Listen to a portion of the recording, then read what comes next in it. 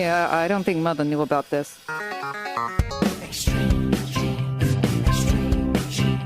Uncle Marvin was strangled by his own beard.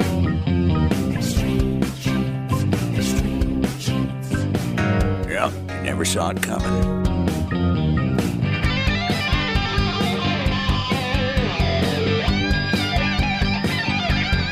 And welcome, America, to America's Family History Show. Extreme Genes and ExtremeGenes.com. It is Fisher here, your radio root sleuth, on the program where we shake your family tree and watch the nuts fall out. Independence Day weekend, I know a little bit after the fact, but nonetheless, I think we're all still reveling in that.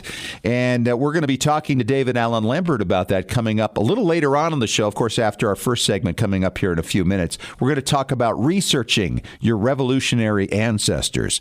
Plus, today we're going to talk to the people who are behind the GU 272 Memory Project. Richard Cellini and Claire Vale. She is the connection with American ancestors right now. And this is the story from 1838 about Georgetown University, who sold some 300 enslaved persons down into Louisiana in order to save the institution. And Richard and Claire are part of a project to basically trace down all the descendants and bring them back together. It's an incredible story. We're going to have it for you in two parts coming up in just a little bit. And by the way, while you've got us on your mind, please sign up for our weekly Genie newsletter. It's easy to do. Sign up at ExtremeGenes.com or on our Facebook page. You'll get a blog from me each week, links to current and past shows, and to stories that you as a genealogist will find fascinating. Right now, let's head out to Boston and talk to David Allen Lambert. He is the chief genealogist of the New England Historic Genealogical Society and AmericanAncestors.org. And David, a big day for you the other day. Birthday number, can I reveal this? Oh, sure. Yeah, number 50. Yep, halfway to 100. Yeah, you were like 3 weeks and a day when Neil Armstrong and Buzz Aldrin landed on the moon. Were you watching? It's funny you mentioned that. I was always told as a child by my mother that when the moon landing happened, they propped me up in her lap to watch our television, so I did witness the moon landing. Yes. Well, in Family Histoire news this week, we have our friend CeCe Moore, whose first case pertaining to a person of interest in a double murder. All that work has paid off. The jury has convicted this person based on CeCe's research. Yeah, this is her first case. She solved it over a weekend from a Friday night to a Monday morning last year. We talked to her about it at that time.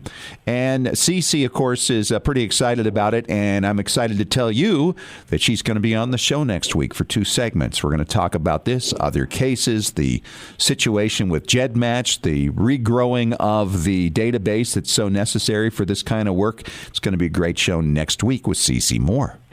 Well, I'll tell you, genealogy kind of rocks my world. And back in the 1990s, we lost Kurt Cobain from Nirvana, who died tragically at the age of 27. But he actually was looking into his own genealogy. In fact, before the days of the Internet and DNA, he actually located a lady in San Francisco, California, who had been researching his family for years. Yeah. Did it by the telephone. Remember those days? He talked about actually playing concerts in Ireland and feeling like it was almost an out-of-body experience and being in tears, just feeling that this is where he was from. I know that feeling when I go across the pond, that's for sure. Yeah. Well, other family history news. Let's go back on the Wayback Machine, leave the 1990s and go back to, the 1740s. The father of our country, George Washington, actually penned a genealogy of the Washington family in Virginia. They believe this document, that is at the Library of Congress in Washington, D.C., was written in the late 1740s, early 1750s, about the time he was going into the military. Wow. And you look at this thing, there are pictures of it online. In fact, you can find the story on ExtremeGenes.com, and you can see him writing out. It's a very rudimentary family tree. It lists all of his siblings and his parents and the children of one of his siblings. And then it goes back like 3 generations to his great-grandparents. So it's all right there. And the article is essentially about the fact that genealogy for wealthy planters and people of that ilk in those times, their genealogy was very important to them in making connections and marriages and business transactions and things like this. So fascinating to think that George was working on his family tree back when he would have been, I believe, a teenager. Mm-hmm. that's really the truth, because in the 1740s, he would have been a teenager in early 20s or late teens. A very interesting story to know that he was concerned about his own family tree, the father of our country. So in keeping up with Independence Day weekend, I just want to toss out that you may know that the last signer of the Declaration of Independence was Charles Carroll. In fact, there was a cameo fictional role of him in National Treasure, that he knew where the treasure was. But the real secret lies with Julia Stockton, who was the last widow, from what I can determine, from the signers of the Declaration of Independence. Julia, born in 1759, died July 7th, 1848. Aside from being the wife of Benjamin Rush, a signer, her own father, Richard Stockton, was a signer of the Declaration of Independence. Wow. When did the last Revolutionary soldier pass, David? You know about this stuff. Right. I wrote the book with Maureen Taylor, The Last Muster, and one of the images that we included was Daniel Frederick Bakeman, who died April the 5th, 1869, and he was the last veteran receiving a pension.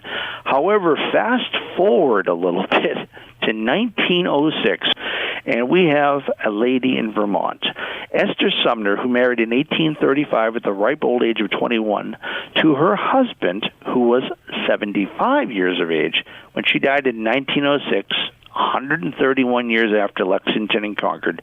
She was the last widow of the Revolution. Wow, what a great story. And we're going to talk more about revolutionary ancestors coming up later in the show with David, as we explain how you can do certain research and where some of the great sources are to find some of those stories. Well, it's always a great thing to have people come into Boston to research their roots, and if you happen to have time this summer, come to our American Ancestors headquarters in Boston, Massachusetts. The New England Historic Genealogical Society welcomes you to become a member, and you can save $20 on your membership if you use the checkout code EXTREME. All right, David, thanks so much. Talk to you a little later on.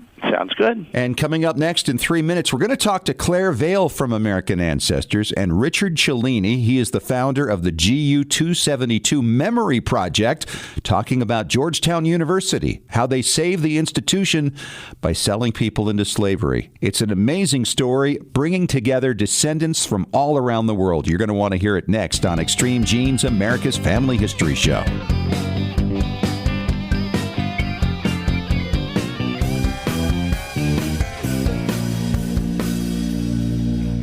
Legacy Tree Genealogists is a proud sponsor of Extreme Genes. Based in Salt Lake City, Utah, near the world's largest family history library, we've worked with genealogists all over the globe since 2004 to track down records, find your ancestors, and the stories that bring your legacy to life. We also analyze DNA test results, help you join lineage societies, and find missing cousins. Legacy Tree is the recommended research partner of MyHeritage.com and is the world's highest client-rated genealogy firm. Call us toll-free at 1-800-818-1476 or register online to get a free estimate. Right now, you can save up to $100 on professional genealogy research. But hurry, this offer expires at the end of the month. Even experienced researchers can benefit from our proven and experienced staff of specialists who can bring new approaches to old problems. Learn from our free genealogy tips on our blog at legacytree.com/blog. Legacy Tree Genealogists. We do the research. You enjoy the discoveries.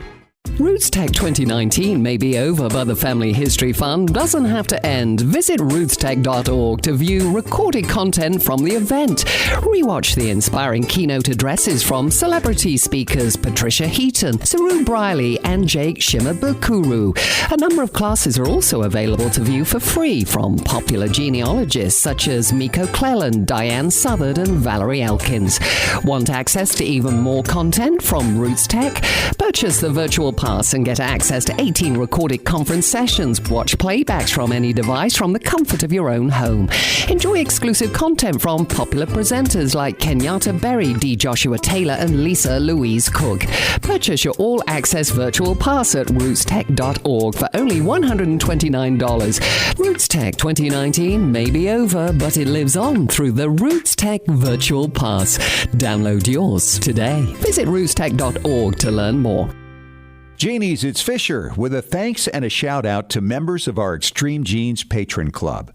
We are blessed to have so many friends of the show supporting Extreme Genes. Monthly contributions start at just $1 and go up to the cost of a couple of really tasty large smoothies with added fruit. just $8. Patron Club member benefits include early podcast access, and our special bonus podcasts include photo experts, legal experts, DNA specialists, and so many more. You can even get expert advice on specific questions you're struggling with in your family history research. So go to patreon.com/extremegenes and get signed up. That's patreon.com/extremegenes. Now, I know those smoothies would taste great, but they're not nearly as satisfying as discovering your family. The choice is yours. So get signed up right now. We look forward to helping you out. And thanks for supporting Extreme Genes.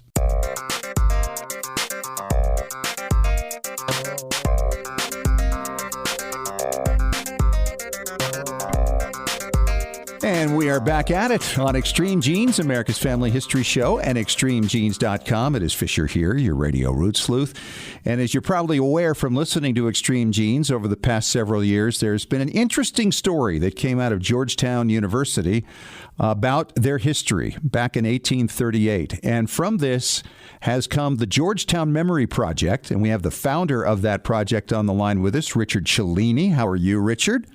I'm terrific, and I'm pleased to be here. Thanks so much for inviting me. And we have Claire Vale. She is the Director of Creative and Digital Strategy for AmericanAncestors.org, and she's also the Director of the GU 272 Memory Project at American Ancestors. How are you, Claire? I'm great, Scott. It's a pleasure to be with you. You know, we've got so much to cover here. For people who are not familiar with the story, let's just kind of review it. And Richard, you want to start? I think it was, it's 2015 that we first started hearing about the discovery of the records of the 272 enslaved people who were sold off to basically save Georgetown, which was then known as Georgetown College. Well, that's exactly right. You know, it had never been a secret or a mystery at Georgetown that Georgetown and the Maryland Jesuits had once owned enslaved people, but it was all very sort of hazy. Nobody really knew the details. Well, in November of 2015, a bunch of undergraduates started protesting the 1838 slave sale, and they brought it into very high relief. They put a lot of detail that had never been there before, that it was more than 272 enslaved men, women, and children. And in fact, it turns out it was about 314 enslaved people who were sold. And they were sold all at once to 3 different sugar plantations down in Louisiana. And they were sold to basically rescue Georgetown University from bankruptcy. So, you know, suddenly something that had sort of been just kicking around in Georgetown's attic was really sort of thrust into the forefront of modern day consciousness. Well, certainly because of the fact that Georgetown would not exist today, apparently, had they not done this, right? That's exactly right. Georgetown University was founded, built, and operated for the first 50 years of its existence with proceeds from slave labor. And then in 1838, about the 50th anniversary of Georgetown, these enslaved people were called upon involuntarily to save Georgetown, literally, to save it from financial bankruptcy. So they were involuntarily sold, and their families were broken up, and they were all sold to 3 different plantations in southern Louisiana, taken away from their homes in southern Maryland, where they'd been together for almost 200 years before the 1838 slave sale.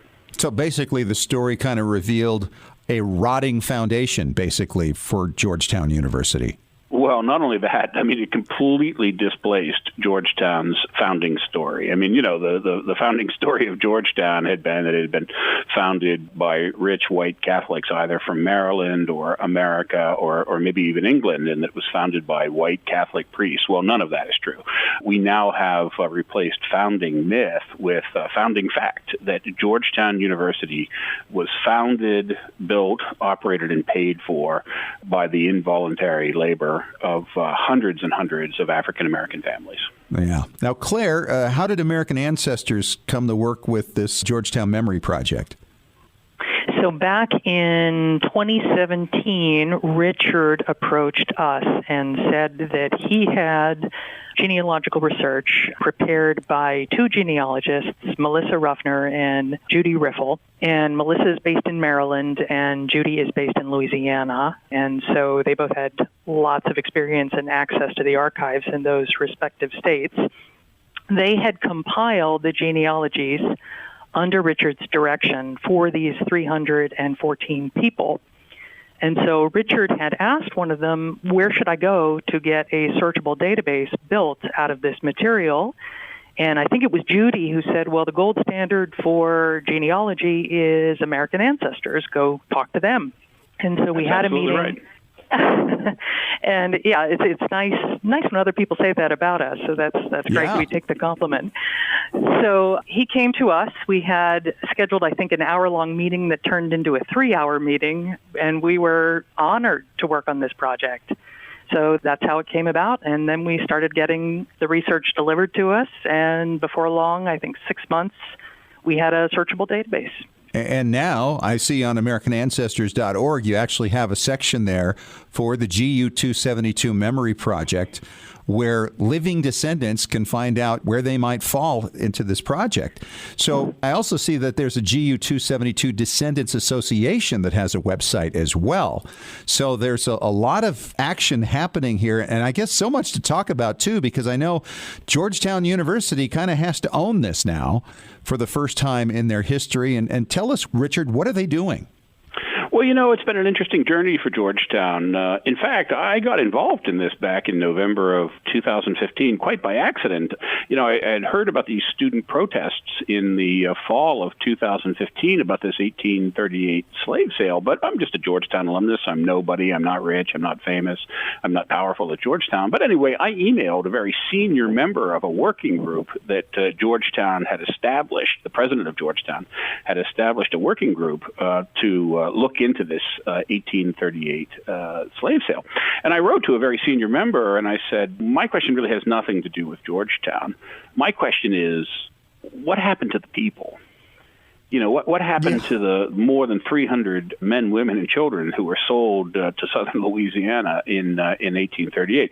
Because the working group was talking about, putting plaques up on campus or, changing the script to the campus tour or changing names on campus buildings. And while not trivial, I didn't think that was central. What I thought was central is what happened to the people. Anyway, even though I'm nobody, I got an answer back from this very senior member of the president's working group. And here's what he told me. And I'm virtually quoting here. He said, Richard, Georgetown University looked into this just a couple of years ago. And what we discovered was that they all immediately succumbed to a fever in the malodorous swamp world of Louisiana. In other words, he was saying they all died immediately, and they left no trace and no descendants. So, that's just 2 or 3 years ago. Wow. 2 or 3 years ago, Georgetown sort of folklore was, and even a senior member of the working group believed that, there's no point in going to look. They all immediately died of a fever in the malodorous swamp world of Louisiana. Where did that come from? Well, that's an interesting, that's a question we all have to ask ourselves. I think what's remarkable about that statement is not that he said it, knowing it to be false. That would be too easy. I think what's remarkable about that statement is that he said it, believing it to be true.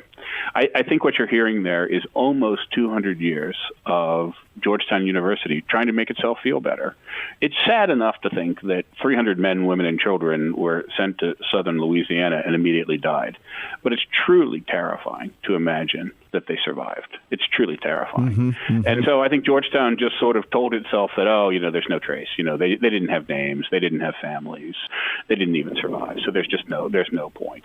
And of course, genealogists know the truth. Right. Genealogists know that it's highly unlikely. I mean, even I, at the time thought even the Titanic had survivors. The chances of all 300 people just immediately dying of a fever is next to nothing. But again, genealogists know the truth, right? Genealogists know that gigantic groups of people in the hundreds don't just disappear and leave no trace. Not all of them all at once. That's just insane. And to think that somebody really at that highest level of education would even think that, no matter where it came from, didn't analyze where they got that information is just astounding to me. So, Claire, now you've put together this project team, and now you work together with Richard, and you guys have put together this amazing link on the site. What can people find there if they feel that they might have a connection to the GU272? So there's lots and lots of information that descendants or people who think they're descendants can find on this website. There's so much. There's the ancestor spreadsheet. There's individual PDFs of each family's family history. There's graphical trees built out with the family histories. It's such a deep site. So I want to make one point about what Richard just said. So we knew that when Richard approached us, that the genealogists and Richard had identified more than 4,000 living descendants. And we thought, wouldn't it be amazing if we could speak to these people and understand what their opinions are about their ancestry, find out what they know about their ancestry, find out how they feel about the whole situation, about their ancestors having been slaves, ask them how they feel about Georgetown. One of the things that Maxine Crump, who is a reporter in Louisiana and a descendant, has said that has always stuck with us, she said, nothing about us without us. And so that became very essential for this project. We didn't want to just put up a searchable database and have done with it. We wanted to build a monument that celebrated the legacy of this group. And so for this project, we traveled to Oakland, California, to Louisiana at least 3 times, and then we also did interviews with descendants in Maryland. So those are some of the major areas where descendants are living. And it was amazing working with the descendants, having the descendants bring their voices to this project was really a hugely critical piece, because you can have the data, but if you don't have the human part of the story, I think you're really missing something, particularly with a story like this, with a group of people whose ancestry doesn't get that Mayflower treatment. If you're descended from John Alden or William Bradford, generally many people in your family have known that. That's part of your family folklore. A lot of African Americans don't have that privilege. So this was an attempt to put the data alongside the stories of the modern descendants. If you go to the homepage, so this website, the URL is gu272.americanancestors.org. All right, we're going to take a break. We're going to talk more about this. I want to hear some of the stories that you've heard back, some of the comments, some of the feelings. Talk about what the school is doing, because I know they're involved with a lot of these descendants. And we'll get to that when we return in 5 minutes on Extreme Genes, America's Family History Show.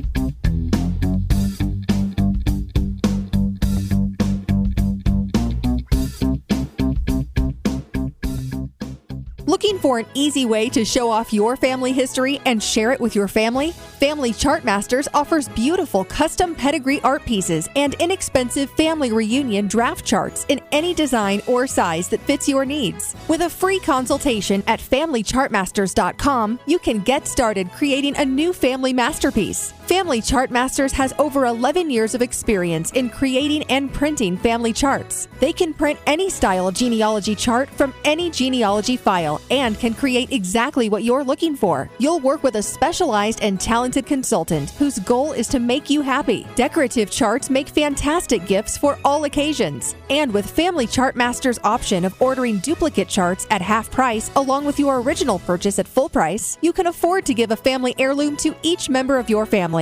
Contact Family Chartmasters today at FamilyChartmasters.com for your free consultation. Family Chartmasters will give the greatest care to your family history. Scientific studies have proven that youth who know even a little bit about their family history perform better academically and have a greater sense of personal confidence and stability. Genealogy is its own incredible superpower that arms our children with super strength. But how do you get your child or grandchild interested in studying their family history? That kind of stuff is just for grandmas, right? Not anymore. ZapTheGrandmaGap.com leaps the generation gap in a single bound. Author Janet Havorka provides you with useful and timely advice on helping the young people in your life become engaged in their own family history. Janet has an entire collection of books to inspire the young and the young at heart in fun, interactive ways. She also offers creative tips and advice on her blog and in her free weekly newsletter. Stop by ZapTheGrandmaGap.com today to sign up for Janet's free email newsletter with 52 weeks of easy tips, free downloads, and order your set of resource books and workbooks.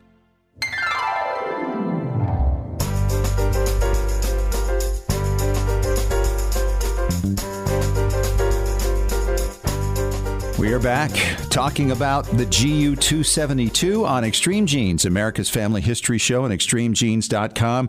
I am talking with Richard Cellini. He is the founder of the Georgetown Memory Project, and also to Claire Vale. She is the American Ancestors person tied to this whole project, and this has just been fascinating to me. If you missed the first segment, the story is basically that Georgetown College back in 1838 sold off over 300 people into slavery into Louisiana, and as a result of that, it saved the institution that was struggling financially at that time. I would imagine that was all part of the economic downturn of 1837, correct? Correct. Absolutely right. And so you guys just talked about, Claire, you were going around the country. You were interviewing many of the descendants. Let's just start with you. What were some of the things that you were hearing from them about their people and how they felt about this? So perhaps not surprisingly, because this is the case with many African Americans, their family lore only stretches back so many generations. And not to generalize, I'm confident there's exceptions, but most of the people we spoke with could go back 2 or 3 generations, and at that point there was a wall.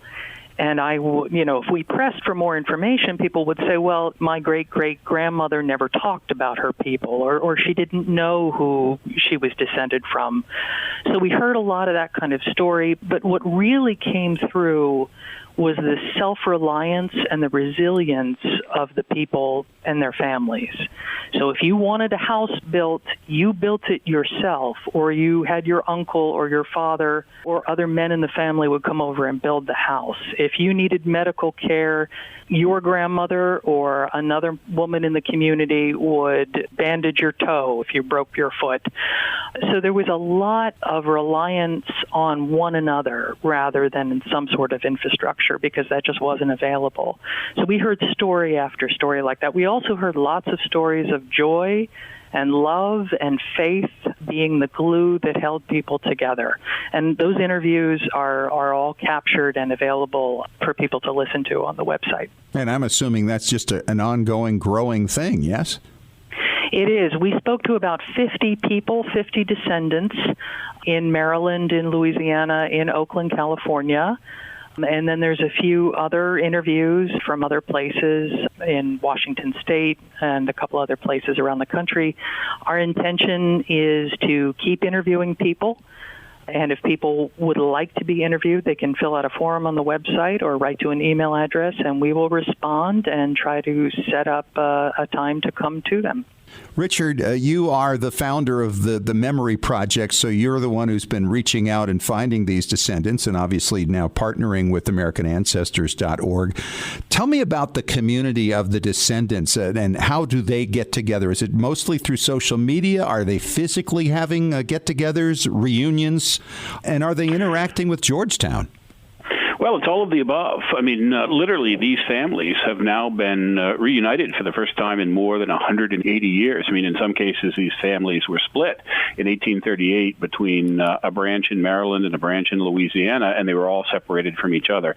It wasn't just 272 distinct, isolated individuals. These families had been together for 200 years before Georgetown sold them, so there was a high degree of intermarriage and interrelationships. Even the Jesuits themselves in the 1838 period called them the family. So you can just imagine there's been this explosion of kinship and family reunion and reunification been going on. I myself, about a year ago this summer, attended the first ever reunion of GU 272 descendants. It was in southern Louisiana, just a few miles from one of the plantations that were sent in 1838. And more than 600 GU 272 descendants attended from all over the country. It was deeply, deeply emotional. I mean, literally, I was just shaking afterwards for about a week, and everybody else was too. And in fact, I called a GU 272 descendant, and I said, gosh, it's almost like, post-traumatic stress syndrome, but it's positive. I said, what's the positive word for that? And there was a long pause, and she said, the word for that is grace. Yes. So that's how it feels. I mean, one descendant said to me, Richard, I no longer have to watch the movie Roots anymore 150 times trying to imagine my own family history. Now I know my family's history. Another woman said to me, reparations? We don't want reparations. Right now, I just want my family tree. Wow. And has that come together basically for them? How many generations back do you have that tree? Well, on average, it goes back 4 or 5 generations, and for some families, it goes back even before that. I mean, we have been able to establish the genealogy for some of the GU 272 families back into the 1750s, starting in the 1750s all the way forward. I mean, there's a tremendous amount of original written archival material about African Americans in this country. I mean, the sad truth is that whenever black people are most treated like property, that's when the record keeping is the best, whether it's mortgages or ship manifests or taxation records or wills and estate inventories. Suddenly, everybody has a first name and a last name. They're grouped in family groups, people's age, their height, even their skin color. So I think it's been a shock to everybody how much information is available about enslaved African Americans before emancipation, sometimes 100 years before emancipation. So, Claire, other universities and institutions can be involved in this project, or similar ones, correct? I don't see any barrier. We know that universities have been involved in holding slaves and using slaves to their advantage. There's a history of that at Brown and Harvard.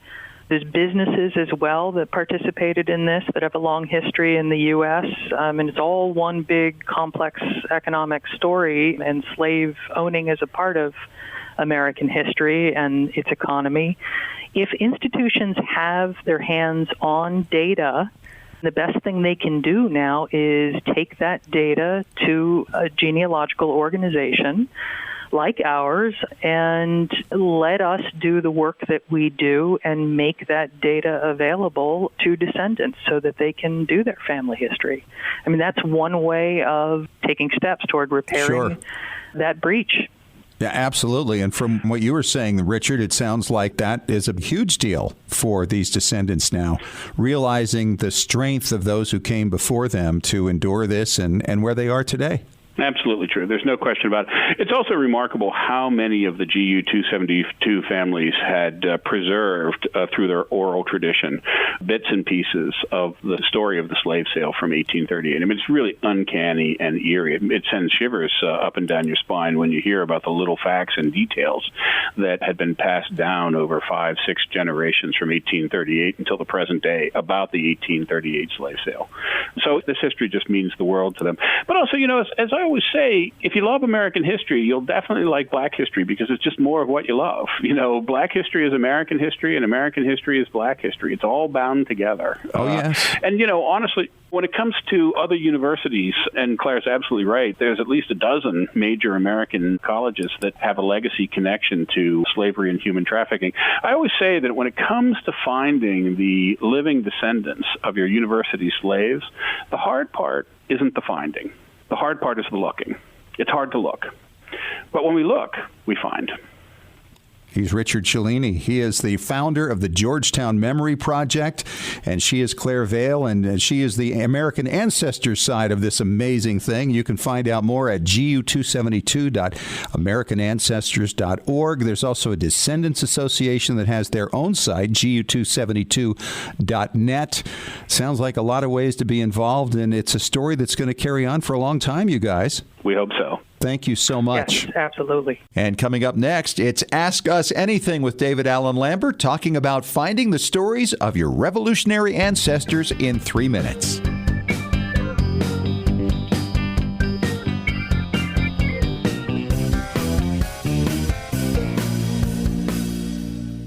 Roots Tech 2019 may be over, but the Family History Fun doesn't have to end. Visit rootstech.org to view recorded content from the event.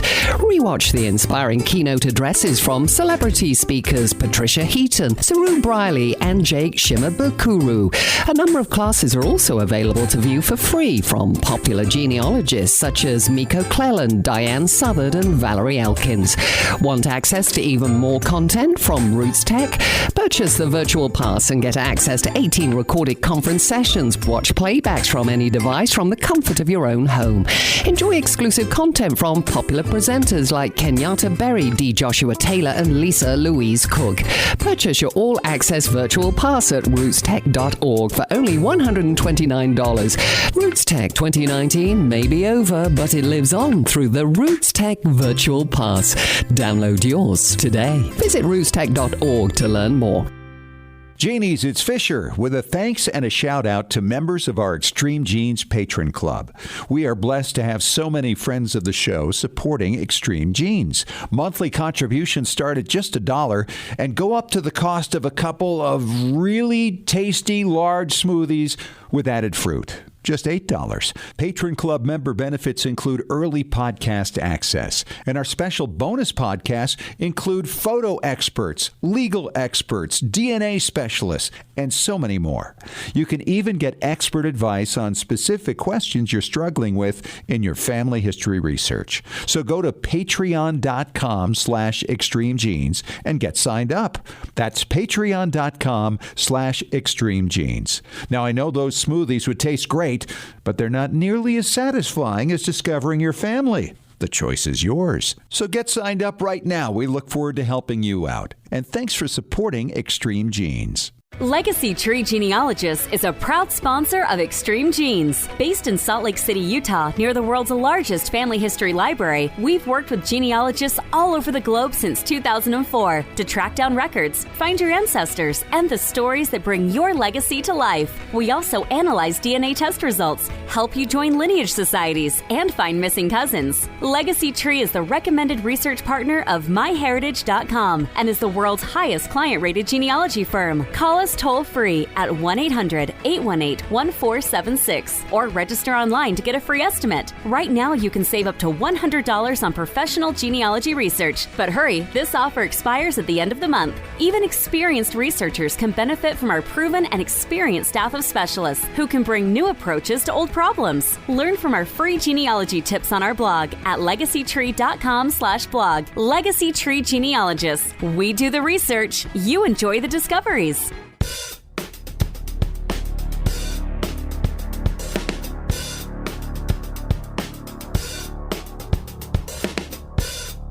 Hey, we're back with Ask Us Anything on Extreme Genes, America's Family History Show, and extremegenes.com. Fisher here, your radio root sleuth, along with David Allen Lambert from AmericanAncestors.org. He is the chief genealogist there and at the New England Historic Genealogical Society.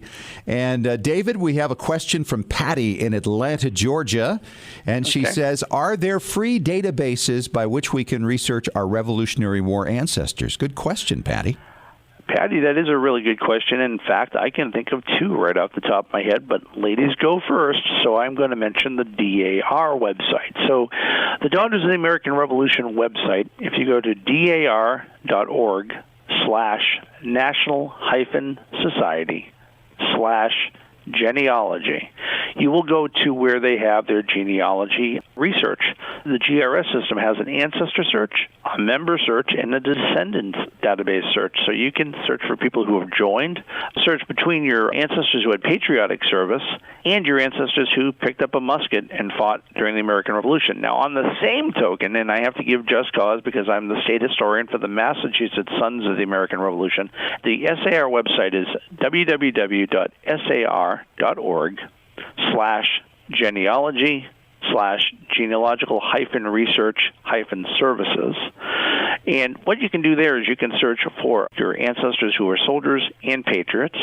Just keep in mind, though, that if you are a DAR or an SAR application match, you are still going to have to do the actual research. And if they're older applications, your patriot or soldier may have been disproved. Oh, wow. So you got to deal with that. By the way, for the websites, you don't have to remember it if you're driving somewhere as you listen to this, because it's in the transcript that our good friend Tahira puts together every week for the show. And you can find that at extremegenes.com with this episode. David, how about paid sites? Of course, there's always Fold 3. There's Fold 3, there's Ancestry.com, even American Ancestors, our website for the New England Historic Genealogical Society, has Revolutionary War-related items. The other thing to keep in mind, and just steering a little bit away from paid sites, is a little bit of a tip.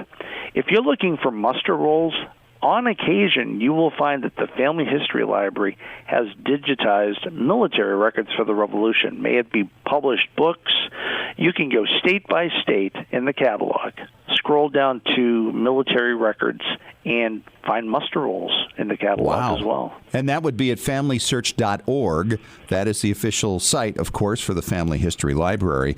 And just explain what a muster is, David, and how that worked. Sure. A muster roll is essentially the list of the soldiers that are there at the muster or the calling of the soldiers in. And a muster would have been called, the names would have been read off, and it would be present or absent, or in some cases dead. You will find that these muster rolls carry on throughout the war from 1775 right to the end at Yorktown. And it's a tradition that didn't change very much straight on through to the 20th century. Yeah, that's right. So these are really valuable, too, because you can find out other people then who served with your ancestor. And sometimes those other people can reveal stories about your ancestors as a result of their applications for pensions. Exactly. And speaking once again of free sites, don't forget findagrave.com and billiongraves.com are websites that are free that you can search for gravestones. How about the gravestones of Revolutionary War soldiers? Many people have gone out to these cemeteries and photographed the patriots of the Revolution, and you can find them online, again, for free. Boy, I love that. That is a great suggestion. And a lot of them put the flags next to them, and it's really decorative.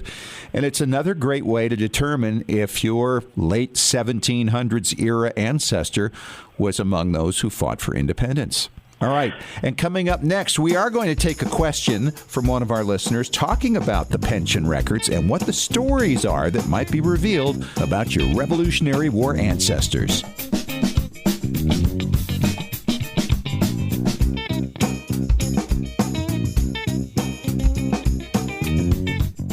Looking for an easy way to show off your family history and share it with your family? Family Chartmasters offers beautiful custom pedigree art pieces and inexpensive family reunion draft charts in any design or size that fits your needs. With a free consultation at FamilyChartmasters.com, you can get started creating a new family masterpiece. Family Chartmasters has over 11 years of experience in creating and printing family charts. They can print any style genealogy chart from any genealogy file and can create exactly what you're looking for. You'll work with a specialized and talented consultant whose goal is to make you happy. Decorative charts make fantastic gifts for all occasions. And with Family Chartmasters' option of ordering duplicate charts at half price along with your original purchase at full price, you can afford to give a family heirloom to each member of your family.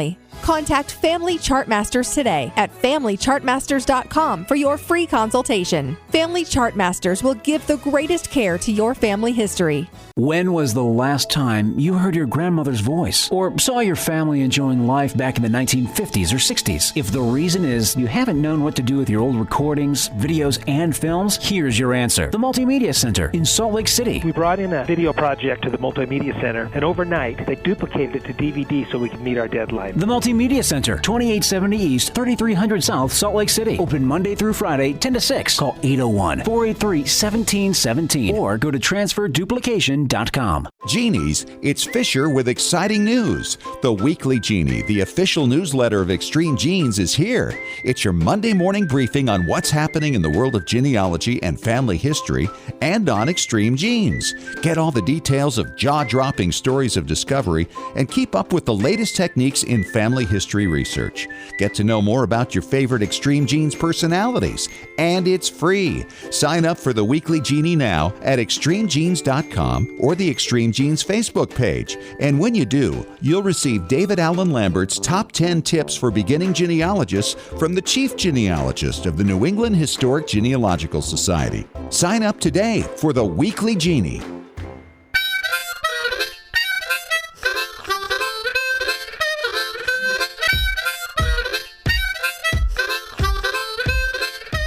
Hey, back at it for our final segment this week of Extreme Genes, America's Family History Show, and extremegenes.com.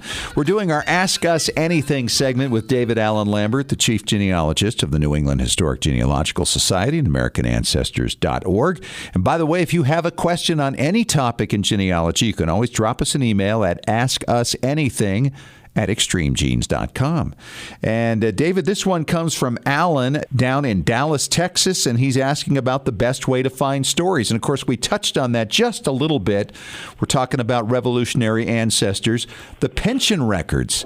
Boy, if your ancestor had one of those, or even his widow, there's a lot of material to be found there, and even among those who served with him. That's true. In fact, I go over the pension file and I make a list of the associates. First off, I want to figure out how they know them.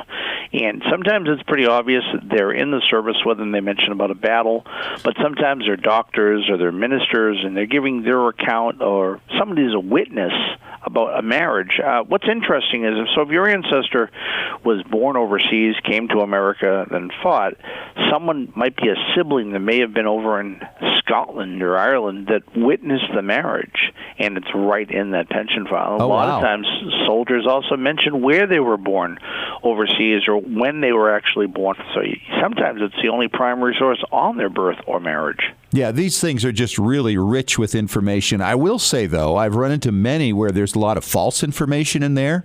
And what I sense from that is lawyers trying to get their share of the money from the pension for basically padding the resume a little bit.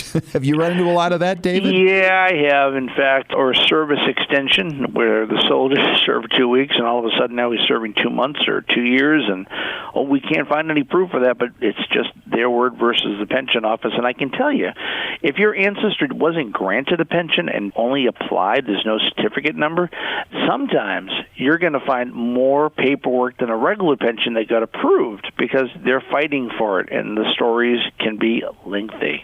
Yeah, it's interesting. One pension that I went through involving an ancestor showed that the lawyers had actually gone and interviewed people who were associated with a man with a similar name, not exactly the same. My guy was Samuel Pease, and they were interviewing about somebody from the same area named Samuel Pierce. And so I'm getting all these fabulous stories, and then some of the details didn't start to sync up with what was in the military records. And suddenly I'm having to figure out, how do I sort this out? Which stories had to do with Samuel Pierce and which ones had to do with my Samuel Pease? So be careful when you find these things that you don't take everything at face value.